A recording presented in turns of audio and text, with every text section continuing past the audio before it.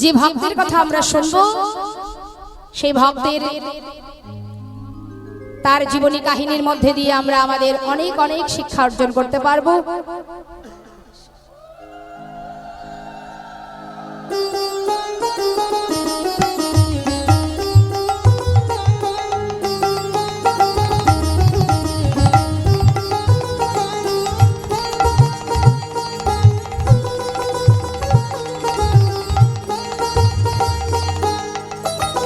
জানে তাই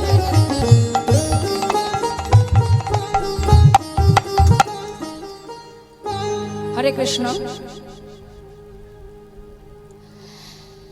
কান্দির জমিদার, বেশি দূর তো নয় মা, এই কান্দির জমিদার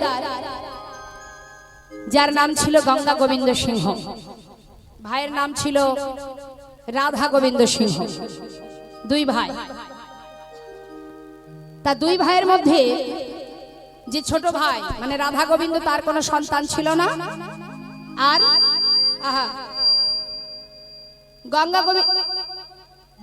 গঙ্গা গোবিন্দ সিংহের একটি পুত্র সন্তান ছিল যার নাম প্রাণকৃষ্ণ সিংহ। সেই প্রাণকৃষ্ণ সিংহের একমাত্র সন্তান যার নাম কৃষ্ণচন্দ্র সিংহ। ঠাকুর দাদা ভালোবেসে নাম দিয়েছিল লালা।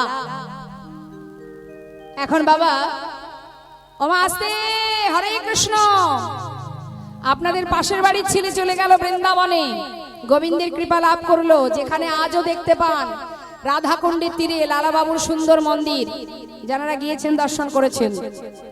তা সে কি করে গোবিন্দ দর্শন পেল, কি করে গোবিন্দের কৃপা পেল, একবার জানতে ইচ্ছা করছে না? আপনারা তো তাদের পাশেরই মানুষ, তাহলে সে যদি পেরেছে আমরা কেন পারবো না, আপনারা কেন পারবেন না? শুনুন কিভাবে পেল, জেনে নিন, কথা নয়। সুযোগ পেয়েছে আজকে গল্প করার, ওই দেখুন গল্প চলছে। ভাগ্যিস আসরটা নিচে আমার, ওপরে থাকলে সর্বনাশ হয়ে যেত। গল্প করুন, অসুবিধা নেই, গল্প করুন। এই গল্পই জীবনে সব হবে না, এই গল্প সারা জীবন থাকবে। কীর্তন শেষ হয়ে যাবে, ভক্তরা চলে যাবে, আমরাও চলে যাব, কিন্তু আপনাদের গল্প শেষ হবে না। জানেন তো, বালি আর চিনি মিশিয়ে দিলে যদি পিপিলিকা ছেড়ে দেন, খুঁজে খুঁজে যার যেটা দরকার সেটা সে বের করে আনে। অর্থাৎ সে ঠিক খুঁজে খুঁজে হাজার বালির মধ্যে দিয়েও ঠিক চিনির দানাটা বের করে নিয়ে আসে। এখন এখানে অনেক ভক্ত, এবার কে কতটুকু অমৃত নিতে পারবে সেটা তার ব্যক্তিগত ব্যাপার। আমি বলবো, আমি গাইবো, কৃষ্ণ নাম করব। এবার আপনারা যদি, ওই একটা কথা আছে, শাস্ত্রে আছে বাবা, দিবস রজনী আবল তাবল পাঁচাল পড়িতে পারো, তাহার ভিতরে একবারও কৃষ্ণ বলিতে নারো। সংসারে তো সারাক্ষণ বাবা আমরা ওই মায়ার সংসারে ত্রিতাপ জ্বালা ভোগ করে যাচ্ছি।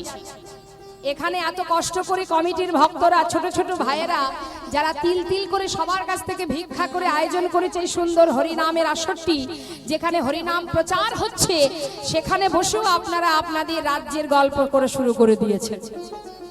লাভ কি হবে?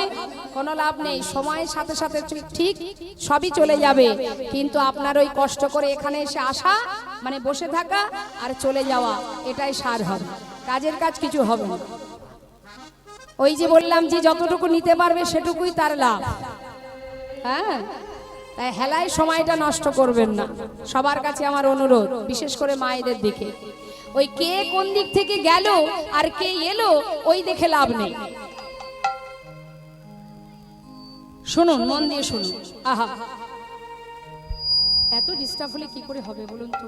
সারা আসরে ডিস্টার্ব হয়ে যাচ্ছে। জয় রাধে।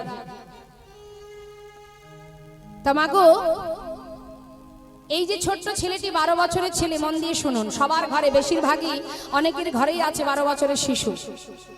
ভগবানের ভক্ত হতে গেলে না বাবা একটু স্বীকৃতির দরকার হয়, সবাই ভক্ত হতে পারে না। তা ভগবানের চরণে মতিগতি রাখতে গেলে পূর্বজন্মের স্বীকৃতি লাগে। গাছে তো অনেক ফুল ফোটে, সব ফুল গোবিন্দ সেবায় লাগে না। তাই আজকে দেখুন, ওই 12 বছরের ছোট্ট ছেলে লালা জমিদারের কাচারি বারান্দায় বসে আছে, আর জমিদারি করছে কে? বর্তমান জমিদারি করছে প্রাণকৃষ্ণ সিংহ, লালার পিতা। এখন হঠাৎ করে লালার ওই প্রাণকৃষ্ণ সিংহের ওই জমিদারিতে একজন ব্রাহ্মণ এসেছেন, কন্যাদায়গ্রস্ত ব্রাহ্মণ, কিছু সাহায্য নেবে বলে।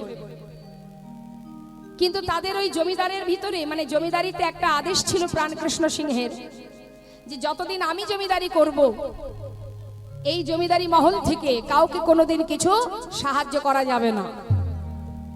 এখন ব্রাহ্মণ এসে যখন হাত বাড়িয়েছে সাহায্যের জন্য, এখন যে সদর দরজা, প্রধান যে দরজা, ওই দরজা থেকে বারবার দাঁড়ি তার ঘাড় ধাক্কা দিয়ে সরিয়ে দিচ্ছে। আর এই ঘটনাটা দেখছে 12 বছরের ছেলে লালা। উপর থেকে চিৎকার করে বলছে, এই যে আয় দাঁড়ি, তুমি বারবার ওই ব্রাহ্মণকে তাড়িয়ে দিচ্ছ কেন? কি চান উনি? বাবু, উনি এসেছেন একটু সাহায্যের জন্য, কিন্তু এই মহল থেকে কোনোদিন কাউকে কিছু দান করা যাবে না, এটাই আমাদের এই জমিদারের আদেশ।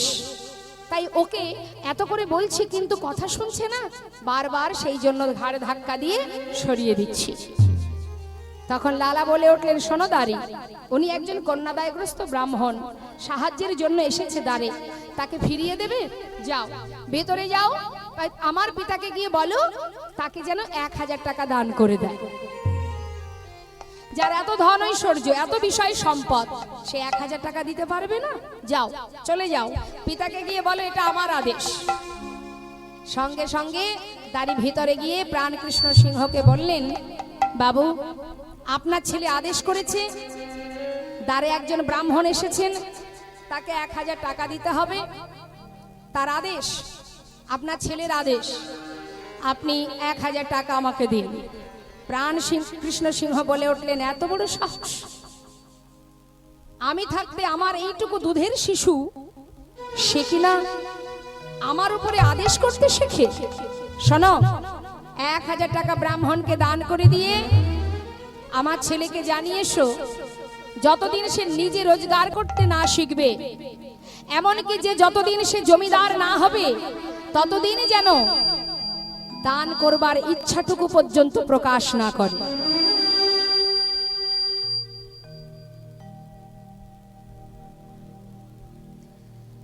হোমা 1000 টাকা ব্রাহ্মণকে দিয়ে লালাকে বলে উঠলেন, বাবু, আপনার পিতার আদেশ, যতদিন আপনি নিজে রোজগার না করবেন ততদিন আপনি দান করতে পারবেন না, এমনকি দান করবার ইচ্ছা যদি মনে জাগে সেটাও পর্যন্ত প্রকাশ করবেন না। মনে মনে চিন্তা করলেন লালা, এ কি কথা, এত বড় কথা বললেন!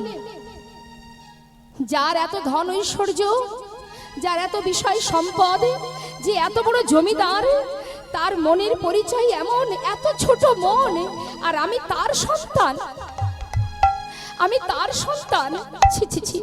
বেশ, সোনাদারি, তুমি আমার পিতাকে গিয়ে বলো, যতদিন আমি নিজে রোজগার না করব, আমি ততদিন আমার পিতার সম্পদের 1 কোনাও কাউকে আমি দান করব না। যাও, বলে এসো। সেই দিনই লালা মনে স্থির করলেন, আমি আর আমার পিতার মুখ দেখতে চাই না।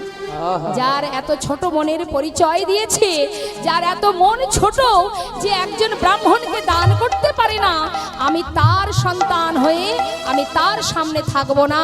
আমি এই বিষয় সম্পদ ত্যাগ করে আমি চলে যাব। সর্বস্ব ফেলে, পিতাকে ত্যাগ করে, জমিদারি ত্যাগ করে, সব কিছু ছেড়ে 12 বছরের ছেলে লালা এই মুর্শিদাবাদ ত্যাগ করে চলে গেল বর্ধমান জেলায়।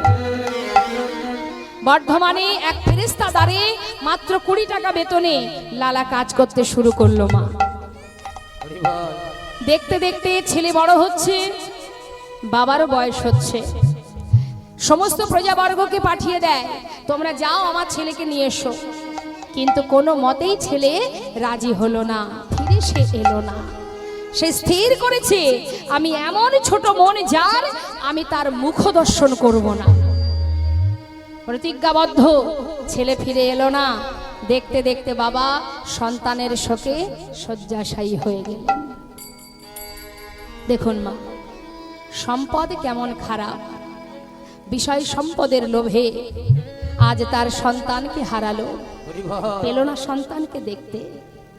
শয্যাশায়ী হয়ে চোখের জলে বুক ভাসিয়ে কাঁদছে আর বলছে, দয়াময়, একটা কথার জন্য চিরতরে আমার পুত্র আমায় ফেলে চলে গেছে। হে দয়াময়, আমি ছাড়া ওর আর কেউ নেই, যেখানেই থাকুক। আমি তো ছিলাম, কিন্তু আমি চলে গেলে ওকে দেখবে কে? আজ আমি আমার সন্তানকে তোমার চরণে সঁপে দিলাম, রক্ষা করো হে তুমি, হে ভগবান। হে জগতে সবই কিছু তোমারই তো দান। বলো এ জগতে সবই কিছু তোমারই যে দান। রক্ষা করো হে তুমি, ভগবান। হরি বল। এ জগতে সবই কিছু তোমারই যে দান।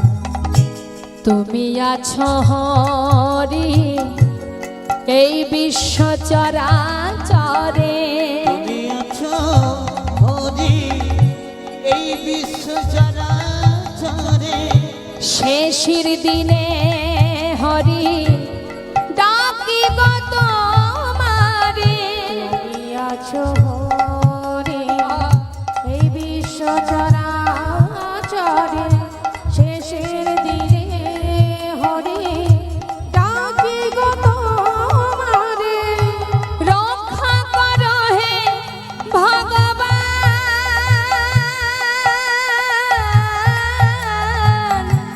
রক্ষা করো হে ভগবান।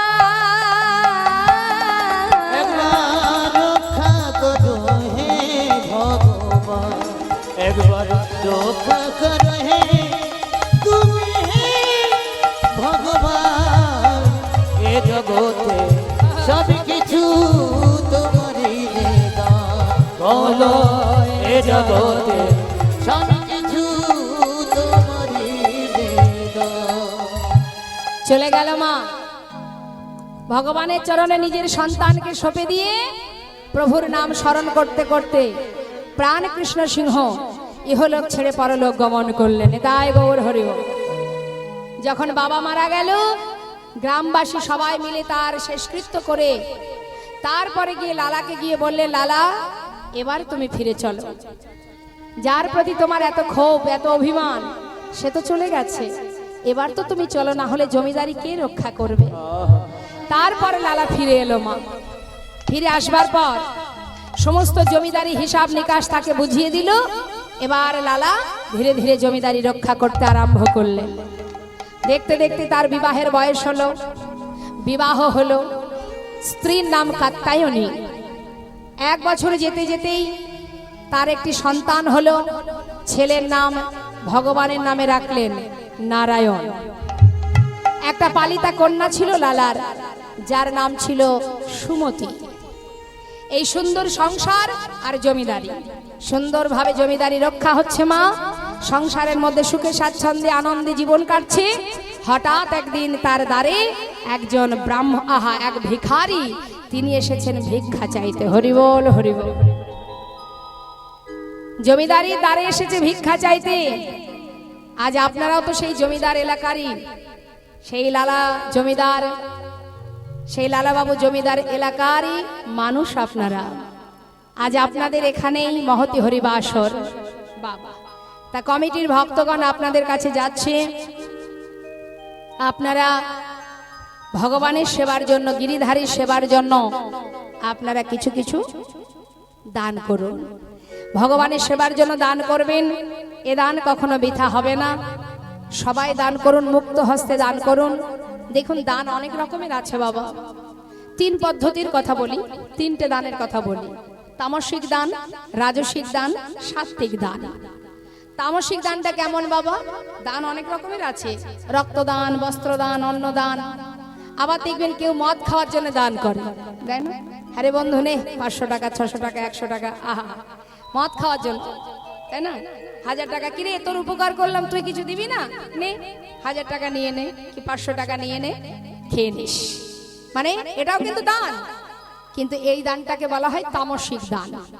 অর্থাৎ যে দেবে এবং যে নেবে উভয়ের সমান অপরাধ। রাজসিক দানটা কেমন? আপনার অনেক টাকা আছে, আপনি হরিবাসরে 50,000 টাকা ডোনেশন করলেন, কিন্তু সেই ডোনেশনের পিছনে আপনার ভিতরে একটা অহংকার কাজ করতে শুরু করলো। আমি এত টাকা দিয়েছি হরিবাসরে, আমি যখনই যাব বড় চেয়ারটা আমাকে দেবে, আমি যখনই যাব সবাই আমার নাম ঘোষণা করবে, আমাকে মাথায় করে নাচবে। এই যে চিন্তা ভাবনাটা যে আমাকে সবাই মাথায় তুলে রাখবে, যশ খ্যাতি পাওয়ার আশা, এটাকে বলা হয় রাজসিক দান। এই দানও কিন্তু বাবা বৃথা। জেনে রাখো তোমার কিছুই নেই, তুমি যেখান থেকে পেয়েছো সেখানেই দিচ্ছ, তাই অহংকার করো না। আজ তুমি রাজা, কাল যে তুমি ভিখারি হবে না এ কথা কে জানে? হ্যাঁ, আজ যে রাজা কাল সে ভিখার, তাই তো? তাই অহংকার করো না। অহংকার যদি কেউ করে জানবেন সেই থেকে শুরু হবে তার পতন।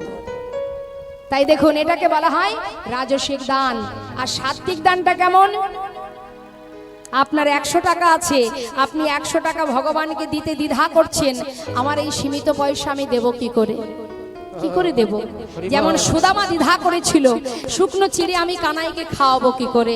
কানাই দ্বারকার এত বড় রাজা, যে রাজভোগ খায়, সেখানে আমি শুকনো চিড়ে দেব কি করে? তাই মাগো, ভগবান কৃষ্ণ সেই শুকনো চিড়ে খেয়েছিলেন এবং সুদামাকে বলেছিলেন, আগত কলিযুগে যদি কোনো জীব আমাকে সেবা দিতে চায়, যত সময় আমাকে মাটির মালসায় চিড়ে ভোগ না দেবে আমি সেই ভোগ গ্রহণ করব না। নিতাই গৌর হরিব। তাই মাগো, আপনার যেটুকু আছে আপনি সেটুকুই দিন। তার মধ্যে যদি ভক্তি থাকে, তার মতো অমৃত, তার মতো আনন্দ ভগবান আর কিছুতে পান না। তাই সবার কাছে আমার বারবার নিবেদন, আপনারা মুক্ত হস্তে যার যেমন আছে সে তেমনটাই ভগবানকে দেবেন, কখনো দ্বিধা করবেন না। মুক্ত হস্তে গোবিন্দ সেবায় দান করুন, তবে পিছনে যেন কোনো উদ্দেশ্য না থাকে। হ্যাঁ, উদ্দেশ্য যেন না থাকে, এই আমি তোমায় 100 টাকা দিলাম, আমার যদি এই আশা পূর্ণ হয় পরের বছর আমি তোমায় বাড়িয়ে দেব। খবরদার, এই স্বপ্ন দেখে যেন ভগবানের জন্য কিছু দেবেন না, চাইবার দরকার নেই, শুধু দান করুন। কমিটির ভক্তগণ যাচ্ছে, সবাই দান করবেন, কথা কেউ বলবেন না, কেমন? জয় রাধেশ্যাম, জয় নিতাই, জয় গো। তাই দেখুন আজ ভিখারি এসেছে লালার দ্বারে ভিক্ষার জন্য। বাবু গো, ভিক্ষাং দেহি। সঙ্গে সঙ্গে লালা ধীরে ধীরে নিচে নেমে এসে সদর দরজায় দাঁড়িয়ে ভিখারিকে বলছে, আয় ভিখারি, ভিখারি তুমি ভিক্ষা নেবে? হ্যাঁ বাবু, আমায় ভিক্ষা দাও। আহা, জয়নিতাই, ভিখারি না থাকলে ভিক্ষা দেবে কি করে মা? এই যে আপনারা এনেছেন ভগবানের জন্য, তাই তো? আপনারা সবাই ভগবানের সেবার জন্য কিছু না কিছু এনেছেন, কিন্তু কেউ যদি না চায় আপনি দেবেন কি করে? তাই জগতে যদি ভিখারি আপনার না থাকতো, ভিখারি না থাকলে কি বাবা আপনি পুণ্য অর্জন করতে পারতেন? পুণ্য হতো আপনার? আস্তে কথা নয়, ভালো করে মন দিয়ে শুনবেন। এই যে বস্ত্র দান করে, সমাজে যদি কাঙ্গাল কাঙ্গালিনী না থাকতো তাহলে বস্ত্র দান হতো বাবা? তাহলে যে দান করছে হিসাবে সেই কিন্তু পুণ্য অর্জন করছে। অর্থাৎ আপনারা দান করছেন, এই যে হরিবাসরে দক্ষিণা দিচ্ছেন, তাহলে পুণ্যটা হচ্ছে কার? আপনার। তা যদি ভিখারি না থাকতো তাহলে আপনাদের পুণ্য হতো না। দাঁড়ে দাঁড়ে যদি ভিক্ষা না চাইতো আপনি দেবেন কাকে? ভিখারি থাকলে তবে তো দেবেন। আর দিচ্ছেন বলেই কিন্তু আপনার পুণ্য হচ্ছে, অন্য কারণ নয়। নিতাই গৌর হরি বল। তাই লালা জিজ্ঞাসা করছে, বলো তুমি ভিক্ষা করো কেন? বাবু, আমি কেন ভিক্ষা করি জানো? শোনো তাহলে কি বলছে মা। বাবু গো, বাবু গো, বাবু গো,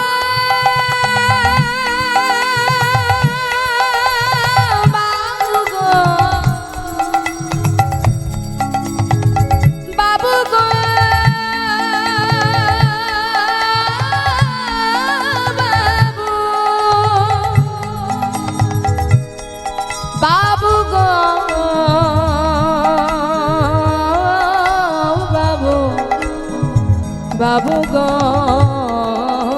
বাবু, আমি হলাম দিন ভিখারি। গো বাবু, আমি হলাম দিন ভিখারি। বাবু আমি ভিখারি, প্রতিদিন ভিক্ষা করি। কেন জানো? আমার ঘরে আছে গিরিধারী,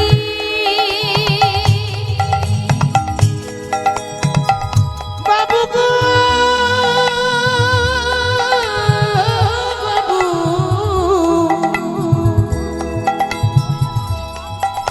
বাবু গো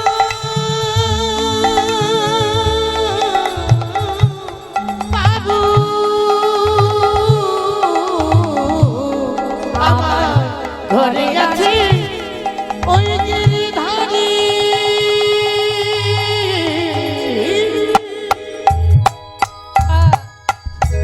তাই আমি দাঁড়ে দাঁড়ে ভিক্ষা করি। ও বাবু, দাঁড়া দাঁড়া ভিক্ষা করে আমি কি করি জানো?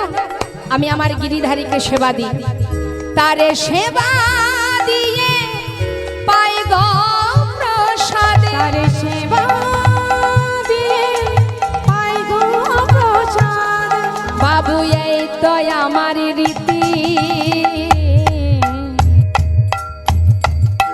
আমি হলাম দিন ভিখারি। বলি ও গো বাবু, আমি হলাম দিন ভিখারি। দাঁড়াও দাঁড়াও দাঁড়াও দাঁড়াও, তুমি গিরিধারীর সেবা দিয়ে প্রসাদ গ্রহণ করো, তাই তো? আচ্ছা অপেক্ষা করো, আমি আনছি। লালা কি করেছে মা? ঘরের ভিতরে গিয়ে অনেক দামি দামি রত্নের একটা পুটুলি বেঁধেছে। বেঁধে ভিখারিকে বলছে, ও ভিখারি এই না ধরো। বাবু এতে কি আছে? অনেক দামি দামি রত্ন আছে, যাও নিয়ে যাও। এগুলো দিয়ে কি করব আমি? কেন? আমার মতো তুমিও ধনী হয়ে যাবে, যাও নিয়ে যাও। মাথায় করে নিয়ে ভিখারি যে যাত্রা করেছে মা। বাবু আমি আসি। হ্যাঁ হ্যাঁ যাচ্ছি। লালা কিন্তু দরজার কাছে দাঁড়িয়ে আছে। আর ভিখারি কিছুটা পথ যাবার পর সেই পুটুলিটা হাতে করে নিয়ে বেশ কিছুটা দূরে একটা ছোট্ট বনের মধ্যে ছুঁড়ে ফেলে দিয়েছে। যেই না ফেলে দিয়েছে, পিছন থেকে লালা চিৎকার করে উঠলেন, ভিখারি এত বড় সাহস তোমার! যা কিছু দিয়েছি তুমি ছুঁড়ে ফেলে দিলে, কেন ফেলে দিলে? বাবু আপনার কথা মতো আমি তো নিয়েই যাচ্ছিলাম, কিন্তু জানো বাবু, আমি যখন মাথায় করে নিয়ে হেঁটে চলে যাচ্ছি, হঠাৎ কে যেন আমাকে পিছন থেকে ডেকে বলল, ভিখারি এগুলো নিয়ে কোথায় যাচ্ছিস তুই? তুই কি লালার মতো ধনী হতে চাস? না রে না, ফেলে দে। চাই না। ওরে ধন ঐশ্বর্যের কিচ্ছু প্রয়োজন নেই। দাঁড়ে দাঁড়ে ভিক্ষা করে তুই যা পাস তাতেই আমি সন্তুষ্ট। কি হবে রে? ফেলে দে। এমন করে সর্বস্ব নিয়ে ধনী হোস না, ফেলে দে। তুই যেটুকু ভিক্ষা করে পাস আমি তাতেই খুশি। ফেলে দে। আই ভিখারি আই রে ফিরে, ভুলে যাস না মোহ ভরে। আই ভিখারি আই রে ফিরে, ভুলে যাস না মোহ ভরে। আই ভিখারি আই রে ফিরে, ভুলে যাস না মোহ ধরে। তোর গোবিন্দ সেবার বেলা বয়ে যা, গোবিন্দ সেবার বেলা বয়ে যায়। গোবিন্দ সেবার বেলা বয়ে যা। শোন শোন, বিদুরের খোদ যেমন তোর ভিক্ষার অন্ন তেমন। বিদুরের খোদ যেমন তোর ভিক্ষার অন্ন তেমন। বিদুরের খোদ যেমন তোর ভিক্ষার অন্ন তেমন। সেবা দিতে ভুল করিস নে আমার, সেবা দিতে ভুল করিস নে ও সেবা দিতে ভুল করিস নে আমার। আই ভিখারি আই রে ফিরে, আই ভিখারি আই রে ফিরে, আই ভিখারি আই রে ফিরে। আই ভিখারি আই রে ফিরে। না না ভুলে যাস না মোহ ভরে, আই ভিখারি আই রে ফিরে। ভুলে যাস না মোহ ভরে, আই ভিখারি আই রে ফিরে। সেবা দিতে ভুল করিস নে আমার। সেবা দিতে ভুল করিস নে আমার। যেমন তোর ভিক্ষার অন্ন তেমন। অর্থাৎ রাজভোগ তো আমি চাই না, ক্ষীর সর ননি মাখন তো আমি চাই না, তোর কাছে যতটুকু আছে তুই যেমন করে আমায় সেবা দিচ্ছিস আমি তো তাতেই খুশি।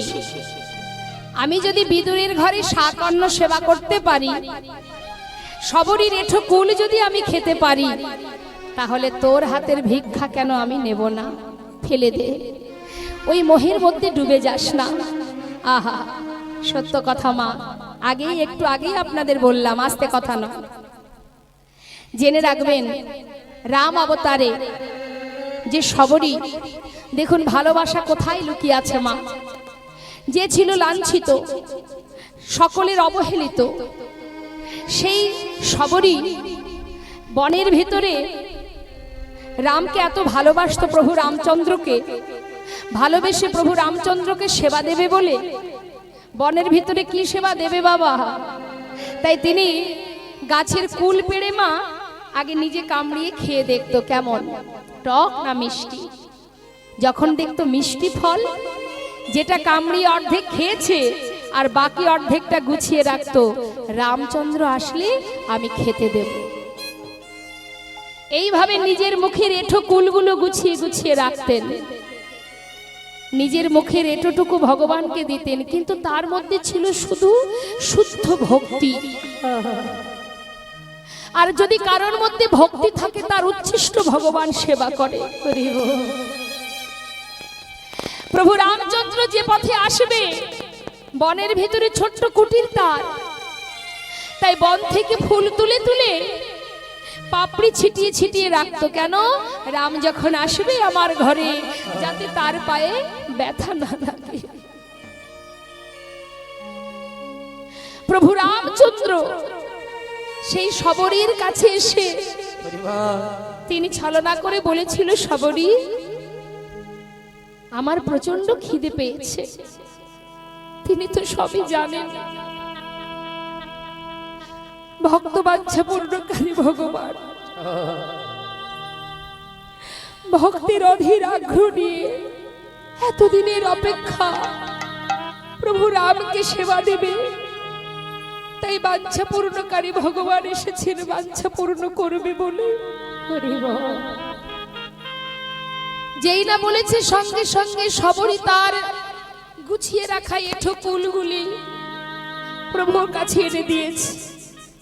লক্ষণ দেখে অবাক, সর্বনাশ, এই এঁঠো কুল তুমি খাবে? প্রভু রামচন্দ্র বললেন, লক্ষণ তুমি বুঝবে না, এই যে আমার ভক্তের হাতের অমৃত। বিদুরের ঘরে যেদিন ভগবান কৃষ্ণ সেবা করছে, বিদুরের স্ত্রী একটা কলা সেবা দেবে, ভগবানের মুখের দিকে তাকে অঝরে নয়ন বাড়ি বরিশন হচ্ছে। দুর্যোধন বললেন, কৃষ্ণ সখা, আমি তোমাকে নিজে হাতে রাজভোগ খেতে দেব হস্তিনাপুরে। ভগবান বললেন, আমি তো তোমার ঘরে খাবো না, খেতেই যদি হয় আমি বিদুরের ঘরে সেবা করব, দাসীপুত্র বিদুর। তাই সবরী, আহা, বিদুরের স্ত্রী শ্বাসটা ফেলে দিয়ে, তার কোনো জ্ঞান নেই মা কি খেতে দিচ্ছে, লক্ষ্য নেই, কারণ ভগবান তার ঘরে এসে সেবা করছে। তাই ভুল করে শ্বাস ফেলে দিয়ে খোসাটা ভগবানের হাতে যেই না তুলে দিয়েছে, ভগবান সেই খোসাটাই সেবা করছে। বিদুর চমকে উঠেছে। ভগবান বলে, দাঁড়াও বিদুর, বাধা দিও না, সে আমাকে যেটা দিচ্ছে আমি সেটাই সেবা করি। যার মধ্যে আছে শুদ্ধ প্রেম, ভক্তি, প্রেম, ভালোবাসা। ভগবান সেই খোসাটাই সেবা করেছিলেন মা। তাই ভগবানের সেবায় যদি আপনার ভক্তি থাকে, বিশ্বাস থাকে, প্রেম থাকে, ভালোবাসা থাকে, আপনি যেটাই দেবেন ভগবান তাতেই খুশি। তাকে সেবা দেওয়ার জন্য কোনো নিয়ম নেই, কিচ্ছু নেই। আমাদের অনাদি আদি গোবিন্দ এমনই দয়াল, কারোর জন্য কোনো বাধা তিনি রাখেননি। যে যেখানে থাকবে, যেমন থাকবে, যেভাবেই ভালোবাসবে, আমি সদা সর্বদাই তার পাশে থাকব। সদা সর্বদাই সে আমাকে ভালো না বাসলেও আমি সর্বদাই তার কাছে ছায়ার মতো পড়ে থাকবো। নিতাই গৌর হরি বল। তাই তো একটা কথা আছে, যার কেউ নেই তার ভগবান আছে।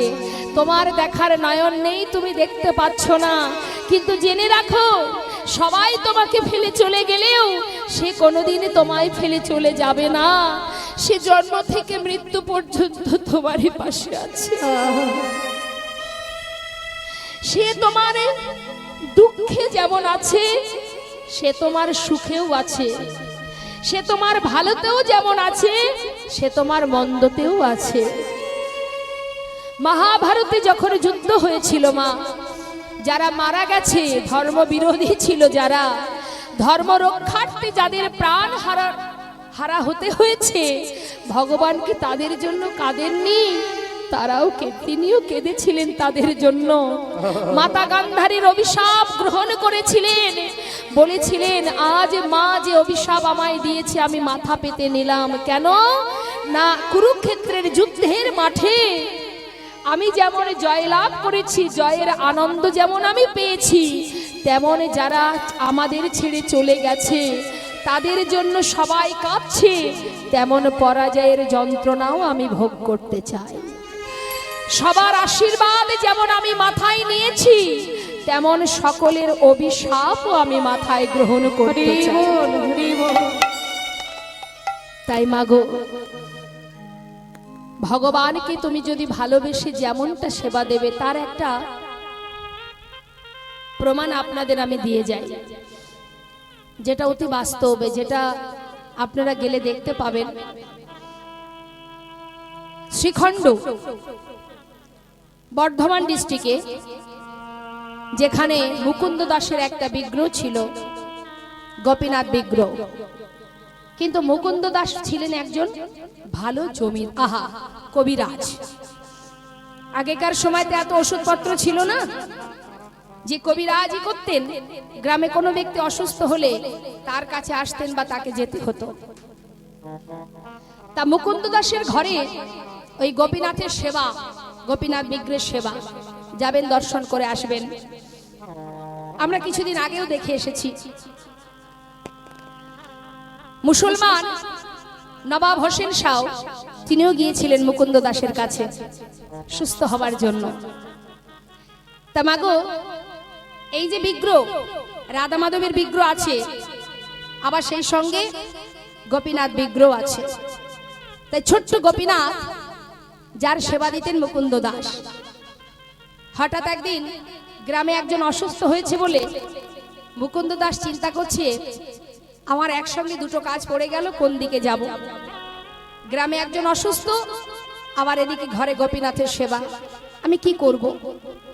তখন তার একটা ছেলে, যার নাম রঘুনন্দন, বয়স 12 বছর।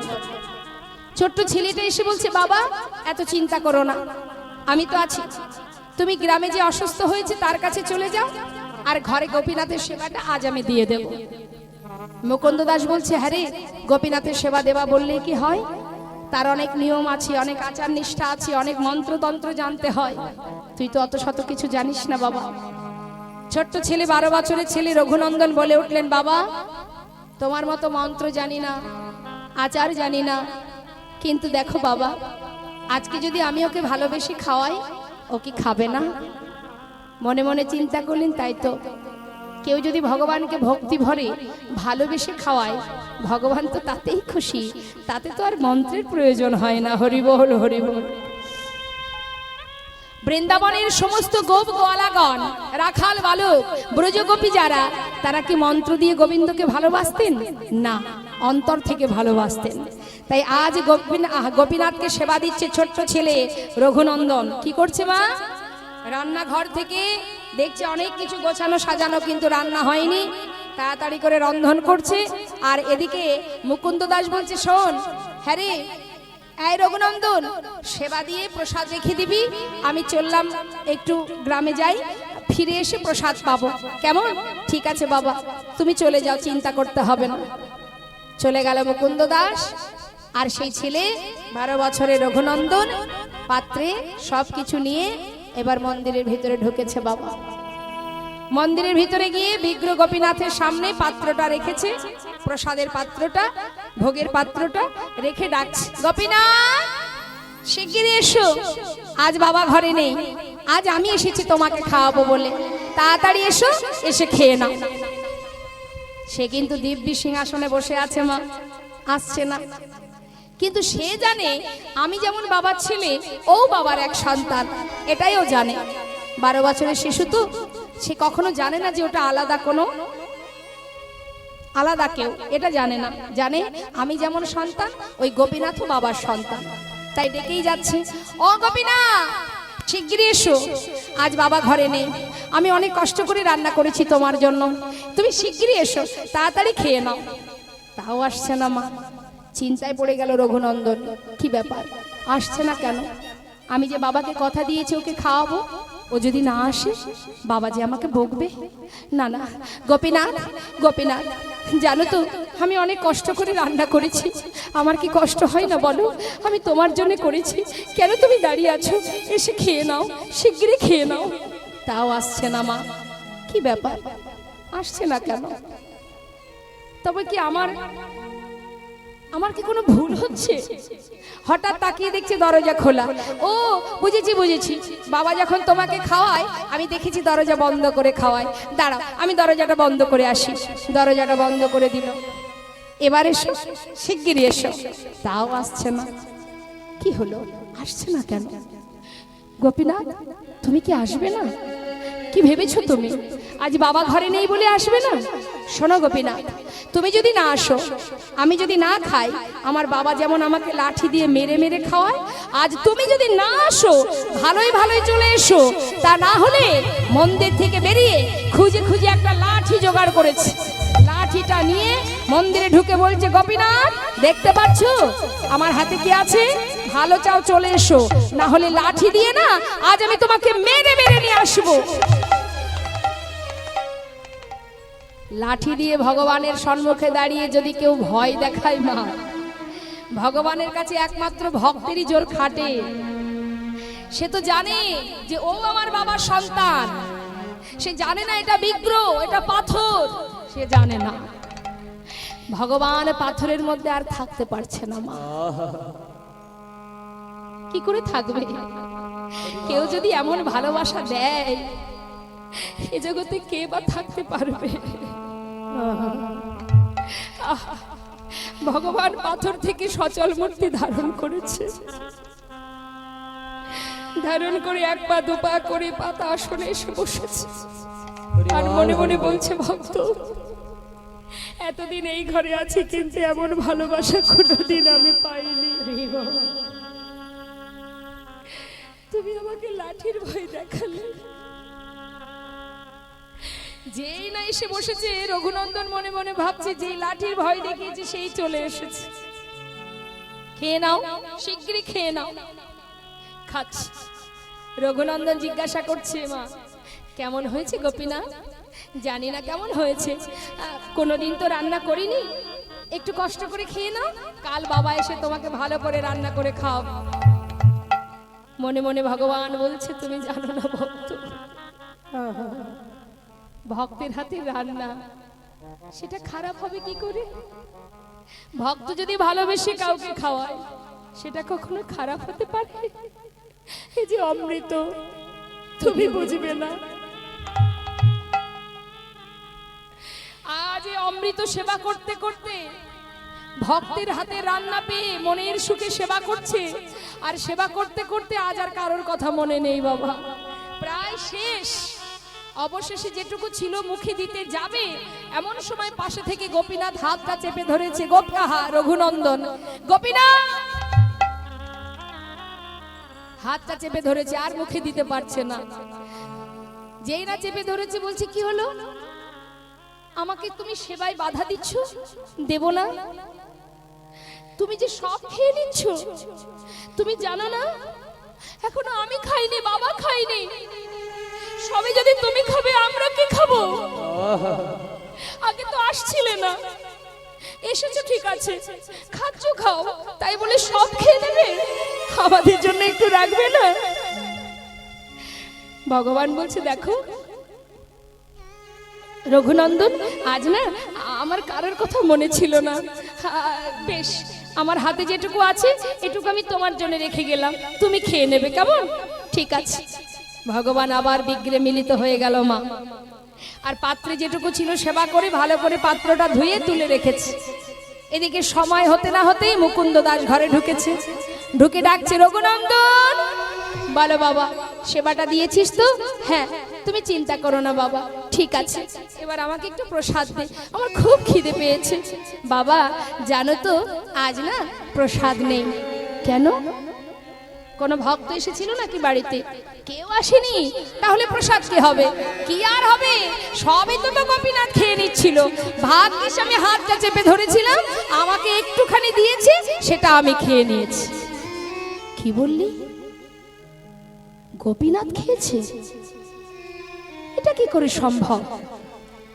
সে তো বিগ্রহ, সে তো কথা বলতে পারে না, সে তো চলতে জানে না, কি করে খাবে সে? নিশ্চয়ই আমার ছেলে মিথ্যা কথা বলছে, ওই পাথরের বিগ্রহের নামে দোষ দিচ্ছে। আমার সন্তান নিজে খেয়ে ওই পাথরের বিগ্রহের নামে দোষ দিচ্ছে। এখন তো গোপীনাথ এসে বলবে না, ও মুকুন্দ আমি কিন্তু খাইনি, তোমার ছেলে খেয়েছে। কি করে বলবে? সে তো পাথর। আহা, যার যেমন ভাব তার তো তেমনই লাভ। আপনি যেমনটা ভাববেন লাভটা আপনার তেমনটাই হবে। এবার কি করলো মা? মনের সন্দেহটা মনে থেকে গেল। সেদিন কোনো কথা না বলে সকাল হওয়ার সাথে সাথে ছেলেকে পরীক্ষা করবে বলে মুকুন্দ দাস ডাকছে রঘুনন্দন। বলো বাবা, শোন, তুই তো ভালো সেবা দিতে শিখেছিস দেখছি, আজও আমাকে গ্রামে যেতে হবে। তা তুই একটা কাজ কর বাবা, আজ আর তোকে রান্না করতে হবে না। গোপীনাথ নাড়ু খেতে ভালোবাসে, নাড়ু তৈরি করা আছে, তুই আজকে নাড়ুটা ভোগ দিয়ে দিস। ঠিক আছে ঠিক আছে বাবা, তাই হবে। মুকুন্দ দাস কিন্তু গ্রামের কাজে যাওয়ার নাম করে সেখানে যায়নি। কোথায় গেছে মা? মন্দিরের পিছনে গিয়ে দেয়ালে কান পেতে আছে, আর মনে মনে ভাবছে আজ আমি শুনতে চাই, ছেলে যখন মন্দিরে ভোগ নিবেদন করতে যাবে আমার পুত্র ছাড়া আর কারোর কণ্ঠ শোনা যায় কিনা। কান পেতে আছে। আর এদিকে ছোট্ট 12 বছরের ছেলে রঘুনন্দন পাত্রে নাড়ু সাজিয়ে মন্দিরের ভিতরে ঢুকে ডাকছে, গোপীনাথ, ও গোপীনাথ, কাল এসেছিলাম, চিনতে পারছো তো? আজ কিন্তু আর ডাকতে পারবো না, তাড়াতাড়ি এসো, আজ বাবা নাড়ু পাঠিয়েছে তোমার জন্য, তুমি নাকি নাড়ু খেতে ভালোবাসো, শিগগিরই এসো। ভগবান বিগ্রহ থেকে সচল মূর্তি ধারণ করলেন মা, ধারণ করে সিংহাসন থেকে আসনে এসে বসলেন। পাতা আসনে এসে বসে মনে মনে বললেন, ভক্ত, কেউ যদি ডাকার মতো আমাকে একবার ডাকে, আর তার সেই ডাক যদি আমার কানে একবার পৌঁছায়, ভক্ত যদিও আমাকে কখনো ভুলে যায়, আমি ভক্তকে কখনো ভুলি না। আজ তোমাকে আর ডাকতে হবে না, এই দেখো আমি চলে এসেছি। শিগগিরই নাও। নাড়ু এনেছো? কে করেছে? বাবা করেছে। বাবা, জানো তো আমি একটু নাড়ু খেতে ভালোবাসি। মনে মনে ভাবছে, বাবাই করুক আর যেই করুক, আমার ভক্তের হাতের ছোঁয়া তো লেগে আছে, আমি তাতেই খুশি। একটা নাড়ু নিয়ে মুখে দিয়েছে। পাশে দাঁড়িয়ে রঘুনন্দন ভাবছি, কালকের মতো দাঁড়িয়ে থাকবো আর তুমি যদি একটা একটা করে সব খেয়ে নাও, আজ আমি তা হতে দেব না। আজ তুমিও যেমন খাবে, আমিও আমার ভাগেরটা খাবো। এই ভেবে ছুটে গিয়ে ওই পাত্র থেকে একটা নাড়ু তুলে নিয়েছে মা, তুলে নিয়ে মুখে দিয়েছে।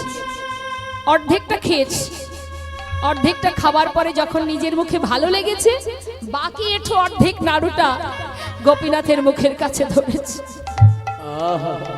খেয়ে দেখো গোপীনাথ, আমার বাবা করেছে, কত সুন্দর হয়েছে, খেয়ে দেখো।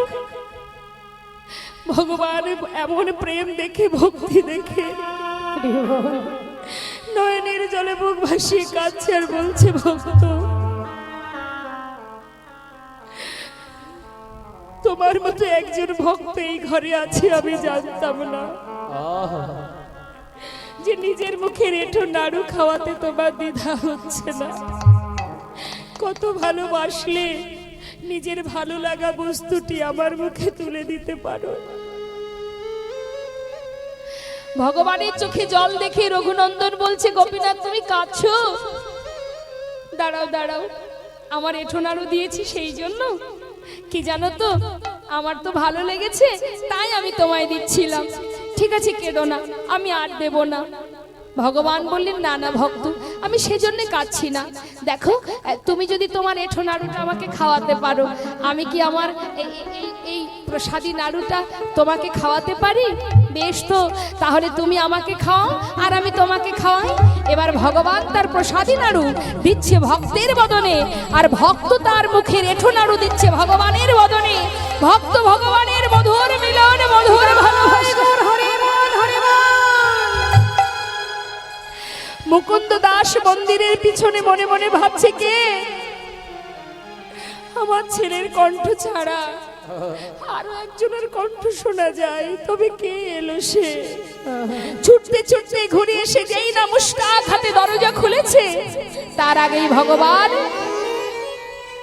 নাড়ু হাতে করে, অর্ধ নাড়ু হাতে নিয়ে ওই বিগ্রেগে মিলিত হয়ে গেল। যার হাতে ছিল বাঁশি, তার হাতে হঠাৎ নাড়ু দেখে মুকুন্দ দাসের এতদিনের সন্দেহ দূর হয়ে গেল। ছুটে গিয়ে নিজের সন্তানকে নিজে বুকের মধ্যে জড়িয়ে ধরে বললেন, রঘুনন্দন,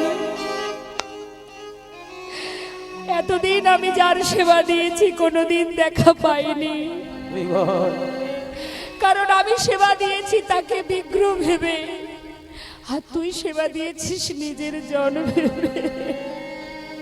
তাই তো তুই তার দেখা পেলি। বাবা, আমার কাছে আয়, এতদিনের সমস্ত সেবা সবই যে আমার বৃথা হয়ে গেছে। আয় আমার বুকে আয়, তোর মতো সন্তানকে জড়িয়ে ধরে আমার এতদিনের অযোগ্য দেহ একবার যোগ্য করি। আমার যোগ্য নিতাই গৌর হরি বল।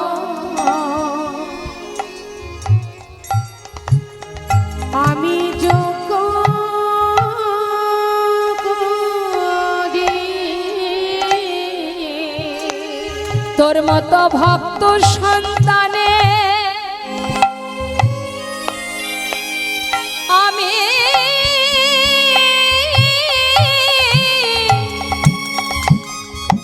আমি জড়ায়ে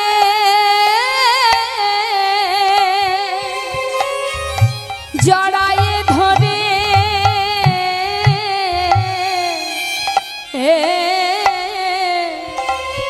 আমার যোগ্য দেহ আমি যজ্ঞ করি। তোর মতো ভক্ত সন্তানে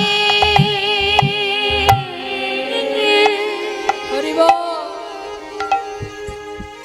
আমি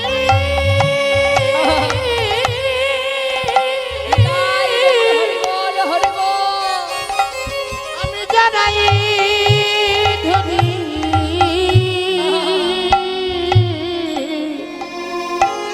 এতদিনের অযোগ্য দেহ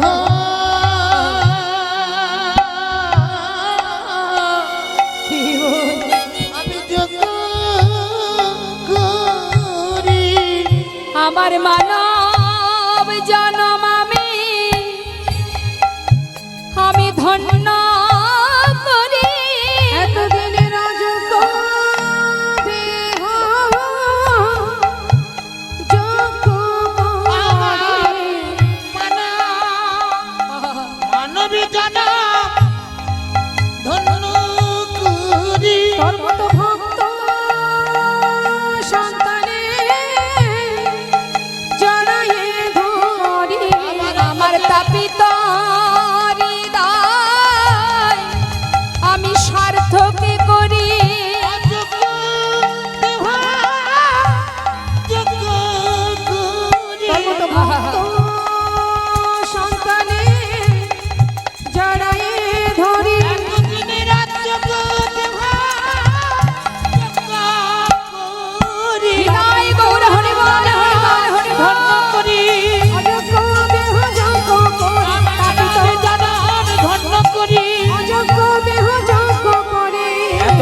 অযোগ্য দেহ আমি যোগ্য